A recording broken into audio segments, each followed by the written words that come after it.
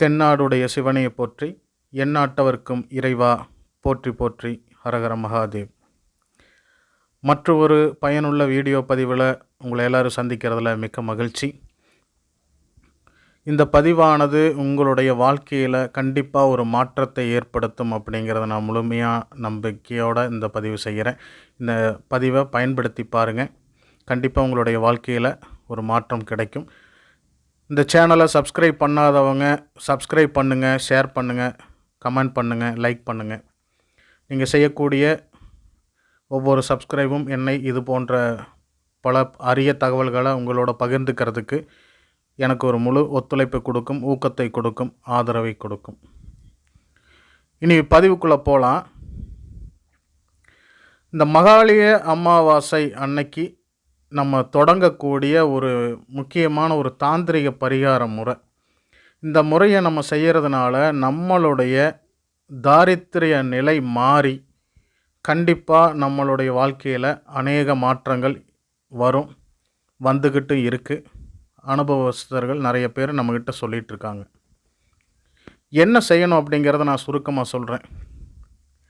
இந்த மகாலய அமாவாசை அப்படிங்கிறது மிகவும் மகத்தான ஒரு நாள். அந்த நாள் அன்னைக்கு பித்திருக்கள் அவங்களுடைய உலகத்திலிருந்து அவங்க இதற்கு முன்னாடி வசித்த இந்த பூவுலகிற்கு வருவதாகவும் அந்த அன்னைக்கு அவங்களுக்கு உண்டான படையல்கள் போட்டு வழிபாடு செய்கிறதும் நடைமுறையில் இருக்குது. இப்போது அந்த அன்னைக்கு நம்ம செய்ய வேண்டிய ஒரு சில நம்மளுடைய தாரித்திர நிலை போக்கி நம்மளும் 4 பேர் மத்தியில் கௌரவமாக 4 காசு கையில் வச்சுக்கிட்டு இருக்கக்கூடிய அளவில் ஒரு தாந்திரிக பரிகார முறை சொல்கிறேன், பயன்படுத்துங்க. உங்கள் எல்லாருக்கும் குப்பை மேனி செடி பார்த்துருப்பீங்க தெரியுமா? குப்பை மேனி, அது ஒரு சிலர் இடத்துல பூனை வணங்கி அப்படின்னு கூட சொல்லுவாங்க. இந்த குப்பை மேனியை பார்த்திங்கன்னா இன்றைக்கோ அல்லது நாளைக்கோ அதிகாலையில், இன்றைக்கு இந்த வீடியோ பதிவு செய்யக்கூடிய நேரத்தில் நேரம் தாண்டிடுச்சு, அதனால் நாளைக்கு அதிகாலையிலேருந்து சாயந்தரத்துக்குள்ளே ஏதோ ஒரு நேரத்தில் அந்த குப்பைமேனி செடியை பார்த்து அந்த பக்கத்தில் எல்லாத்தையும் சுத்தம் பண்ணி விட்டுட்டு அந்த ஒரு செடிக்கு கொஞ்சம் நிறைய தண்ணி ஊற்றுங்க. தண்ணி ஊற்றி விட்டுட்டு உங்கள் கையில் ஏதாவது விபூதி, குங்குமம் இந்த மாதிரி ஏதாவது இருந்துச்சு அப்படின்னாலும் சரி, அப்படி இல்லை அப்படின்னாலும் அந்த செடிக்கு பக்கத்தில் இருந்தே கொஞ்சம் கையில் இருந்து ஒரு பச்சிலைகள் ஏதாவது பறிச்சுட்டு அந்த செடி மேலே உங்களுக்கு சாப நிவர்த்தி மந்திரம் ஏதாவது தெரியும் அப்படின்னா அதை பயன்படுத்துங்க. சாப நிவர்த்தி மந்திரம் தெரியாது அப்படிங்கிற இருந்தால் நமசிவாய அப்படின்னு சொல்லி 3 முறை சொல்லி நீங்கள் கையில் வச்சுருக்கிற ஏதோ ஒரு பச்சிலையை அந்த செடி மேலே போட்டுட்டு அந்த குப்பை மேனி செடியை வேறாமல் பிடுங்கிட்டு வாங்க. பிடுங்கிட்டு உங்கள் இடத்துக்கு வந்துடுங்க. வந்ததுக்கப்புறம் அதை நல்லா தண்ணி ஊற்றி கழுவுங்க. கழுவும் போது உங்களுடைய நகம் அந்த செடியில் பற்றாமல் பார்த்துக்குங்க, சரிங்களா? பார்த்துட்டு அந்த வேரை இரும்பு ஆயுதங்கள் பயன்படுத்தாமல் நீங்கள் அந்த செடியிலிருந்து முறித்து எடுக்கணுங்க. அடிவேரில் நம்ம அந்த வேர் தொடங்குற இடத்துலேருந்து முறித்து எடுக்கணும். அது நீங்கள் ஏதாவது கையில் க்ளவுஸ் போட்டுக்கலாம், இல்லை கவர் ஏதாவது கட்டிக்கலாம். இல்லைன்னா அந்த கேக்கெல்லாம் கட் பண்ணுறதுக்கு ஒரு பிளாஸ்டிக் கத்தி மாதிரி கொடுப்பாங்க, அது பயன்படுத்துங்க. இல்லைன்னா ஏதாவது மரக்கத்தி இருந்ததுனால பயன்படுத்துங்க. இந்த மாதிரி ஏதாவது ஒரு இரும்பு அல்லாத ஒரு பொருளை பயன்படுத்தி அந்த வேரை கட் பண்ணி எடுத்து அதில் மஞ்சள் நல்லா பூசிடுங்க. மஞ்சள் பூசி அதனோட மத்தியில் ஒரு குங்குமம் பொட்டு வச்சு இப்போ உங்கள் பூஜை அறையில் வச்சுருங்க. இது என்ன பண்ணணும் அப்படின்னா, மகாலய அமாவாசை அன்னைக்கு நீங்கள் எல்லோரும் உங்களுடைய பித்திருக்களுக்கு, முன்னோர்களுக்கு நீங்கள் தர்ப்பணங்கள் செய்வீங்க இல்லையா? தர்ப்பணங்கள் நீங்கள் கோவிலில் போய் செய்தாலும் சரி அல்லது வீட்டிலையே வச்சு செய்தாலும் சரி, அவங்களுக்கு உண்டான தர்ப்பணங்கள் அனைத்தும் செய்து படையல் போடுவீங்க வீட்டில். அந்த படையல் போடுற முறையை பற்றி நான் இன்னொரு வீடியோவில் உங்களுக்கு தெளிவாக சொல்கிறேன். அது என்ன பண்ணணும், ஏது பண்ணணுங்கிற விஷயம் சொல்கிறேன். இப்போது அந்த படையல் போட்டு முடித்ததுக்கப்புறமா நீங்கள் இந்த தாந்திரிகத்தை செய்யணுங்க, சரிங்களா? நீங்கள் ஒரு கண்ணாடி குவளை எடுத்துக்கங்க, ஒரு சின்ன கண்ணாடி கிண்ணம் மாதிரி ஏதாவது எடுத்துக்கங்க, இல்லது பீங்கான் கிண்ணம் மாதிரி எடுத்துக்கங்க.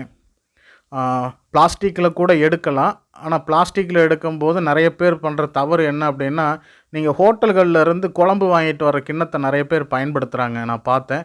அதை வந்து பயன்படுத்தாதீங்க. ஏன்னா அது வந்து ஏற்கனவே அது ஒரு நான்வெஜ் வச்சு அதில் பயன்படுத்திட்டாங்க, இல்லை ஏதோ ஒரு விஷயத்துக்காக பயன்படுத்திட்டாங்க. அப்படிங்கும்போது அதை ஒதுக்கிடுங்க.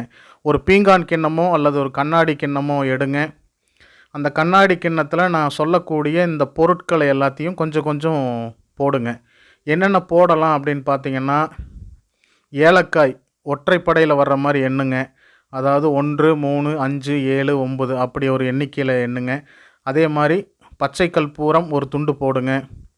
கிராம்பு 1, 3, 5, 7, 9 அப்படிங்கிற ஒரு எண்ணிக்கையில், ஏலக்காய் எத்தனை ஏலக்காய் எடுத்தீங்களோ அதே மாதிரி கிராம்பும் எடுங்க. பட்டை ஒரு துண்டு போடுங்க. அது கூட கசகசா கொஞ்சம் போடுங்க. இதெல்லாம் போட்டு அந்த கிண்ணத்தை தயார் பண்ணி வச்சுருக்கீங்க. அதற்கு மேலே உங்கள்கிட்ட இருக்கிற கை நிறைய காயின்ஸ் அள்ளுங்க. உங்கள்கிட்ட நிறைய காயின்ஸ் வச்சுருக்கீங்க அப்படின்னா அது கையில் அப்படி அள்ளுங்க. அள்ளி எடுத்து அந்த கிண்ணத்தில் போட்டுட்டு, அந்த கிண்ணத்துக்கு மேலே, அந்த காயின்ஸுக்கு மேலே நீங்கள் ஏற்கனவே செய்து வைத்த அந்த வேர் இருக்கு இல்லையா, மஞ்சள் பூசி குங்குமம் தடவி வச்சுருப்பீங்க இல்லையா, அந்த வேரை எடுத்து வச்சிட்றீங்க. வச்சுட்டு அந்த கிண்ணத்திற்கு, சரியா, கிண்ணத்துக்கு நீங்கள் தூப தீப ஆரத்தி இதெல்லாம் காமிச்சு, நீங்கள் உங்களுடைய பணம் வைக்கக்கூடிய இடத்துலையோ அல்லது வியாபாரம் செய்யக்கூடிய இடத்துலையோ பணம் வைக்கக்கூடிய இடத்துலையோ நீங்கள் இதை வைக்கும்போது அந்த இடத்துக்கு அதிக அளவு பணம், அதாவது தனம், செல்வத்தை ஆகர்ஷணம் செய்யக்கூடிய ஒரு விஷயம் இது நம்ம இப்போ செஞ்சுருக்கிறது. அப்போ அந்த இடத்துல வந்து பார்த்திங்கன்னா பணத்தட்டுப்பாடு அப்படிங்கிறதே இருக்காது. தொடர்ந்து பணம் வந்து ஏதோ ஒரு வகையில் அந்த இடத்துக்கு வந்துக்கிட்டே இருக்கும். சரிங்களா? இது இப்போ இந்த விஷயத்தை தொடர்ந்து நம்ம செய்துக்கிட்டே இருக்கணும். ஒவ்வொரு அமாவாசைக்கும் நம்ம இதை செய்துகிட்டே வந்தோம் அப்படின்னு சொன்னோம்னா ரொம்ப நல்ல விஷயம். நீங்கள் ஒவ்வொரு அமாவாசை செய்யும்போது பார்த்தீங்கன்னா இந்த ஏலக்காய், பச்சை கற்பூரம், கிராம்பு, பட்டை, கசகசா இது எல்லாத்தையும் அப்படியே வச்சுக்கலாங்க. அதுக்குள்ளேயே வச்சுக்கலாம். இந்த வேரை மட்டும் எடுத்து என்ன பண்ணுறீங்க, இந்த மாதம் அமாவாசை அன்னைக்கு இந்த வேர் வந்து நீங்கள் அந்த கிண்ணத்தில் வச்சு வழிபாடு பண்ணியிருக்கீங்க அப்படின்னா, அடுத்த அமாவாசை வரும்போது இந்த முன்னாடி வச்ச வேர் எடுத்து உங்கள் மணிப்பர்ஸில் வச்சுட்டு புதுசாக ஒரு வேர் வைங்க. சரி, புரியுதுங்களா? அப்போது அடுத்த அமாவாசை வரும்போது முன்னாடி வச்சுருந்த வேர், அதை இன்னொரு அமாவாசைக்கு வச்சுருப்பீங்க இல்லையா, அந்த வேர் எடுத்து உங்கள் கல்லாப்பெட்டியில் வைங்க, இல்லை நகை வைக்கக்கூடிய இடத்துல வச்சுருங்க. புதுசாக இன்னொரு வேர் வைங்க. இப்படியே வந்து பார்த்திங்கன்னா இந்த வேர் அதில் வைக்கிறீங்க, பூஜை முடிக்கிறீங்க, ஒரு மாதம் ஆகுது, அடுத்த அந்த இடத்துக்கு புதுசாக ஒரு வேர் வச்சுட்டு பழைய வேர் எடுத்து பணம் புழங்கக்கூடிய இடத்துல வச்சுக்கிட்டே இருக்கீங்க. இப்படி மாற்றி மாற்றி நீங்கள் பண்ணிகிட்டே வந்தீங்க அப்படின்னு சொன்னால் கண்டிப்பாக இந்த மகாலய அமாவாசையிலிருந்து கணக்கு வச்சுக்கோங்க. அடுத்த மகாலய அமாவாசைங்கும் போது நீங்கள் இப்போ இருக்கிற நிலையிலிருந்து கண்டிப்பாக இன்னும் 100% மேன்மையான ஒரு நிலைக்கு, நல்ல கையில் காசு பணம் புழங்கக்கூடிய, நகை நட்டு வாங்கக்கூடிய, வண்டி வாகனங்கள் வாங்கக்கூடிய அளவு நீங்கள் ஒரு செல்வந்தர் ஆவீங்க அப்படிங்கிறது இது உறுதி. சரிங்களா? இதே பரிகாரத்தை நீங்கள் வந்து கொடுத்த கடன் எதுவும் திரும்பி வரல, அதாவது நியாயமாக கொடுத்த கடன், பேராசைப்பட்டு வட்டிக்கு ஆசைப்பட்டு ஃபைனான்ஸில் போட்டது, ஒரு வட்டிக்கு மீட்ரு வட்டி, அந்த வட்டி இந்த வட்டினெல்லாம் ஆசைப்பட்டு கொடுத்த பணத்தை பற்றி நான் சொல்லலை.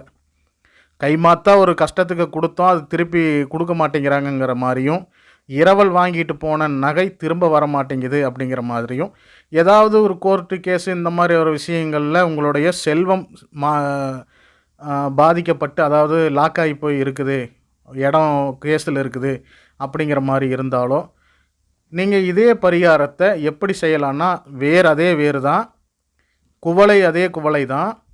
என்ன செய்யலான்னா, இந்த உள்ளே வைக்கக்கூடிய பொருட்களுக்கு பதிலாக கல்லுப்பு இருக்குது தெரியுங்களா, அந்த கல்லுப்பை பயன்படுத்துங்க. இந்த கல்லுப்பை பயன்படுத்தி இதே மாதிரி நீங்கள் செய்துட்டு வாங்க. நீங்கள் சரியாக பார்த்தீங்கன்னா இந்த மகாலய அமாவாசை தொடங்கி அடுத்த மகாலய அமாவாசை வர்றதுக்குள்ளே நீங்கள் ஒரு இப்போ இருக்கிற நிலையிலிருந்து இன்னும் மேன்மையான நிலை அடைஞ்சு ஒரு செல்வந்தன் ஆகுங்கிறது உறுதி. இந்த பதிவு பிடிச்சிருந்துச்சுன்னா ஷேர் பண்ணுங்கள், லைக் பண்ணுங்கள், சப்ஸ்கிரைப் பண்ணுங்கள். மகாலய அமாவாசையை பற்றி இன்னும் தெளிவாக அடுத்த ஒரு வீடியோ போடுறேன். அதில் வந்து அந்த மகாலய அமாவாசை அன்னைக்கு என்ன செய்யணும், என்ன செய்யக்கூடாது, எத்தனை மணிக்கு நம்ம படையல் போடணும், படையல் என்ன மாதிரி பொருட்கள் நம்ம பயன்படுத்தணும் அப்படிங்கிற மாதிரி விஷயங்களை பற்றி தெளிவாக போடுறேன். இது வரைக்கும் இந்த வீடியோவை பார்த்த அனைத்து நல்லுள்ளங்களுக்கும் நன்றி. சிவாய நம.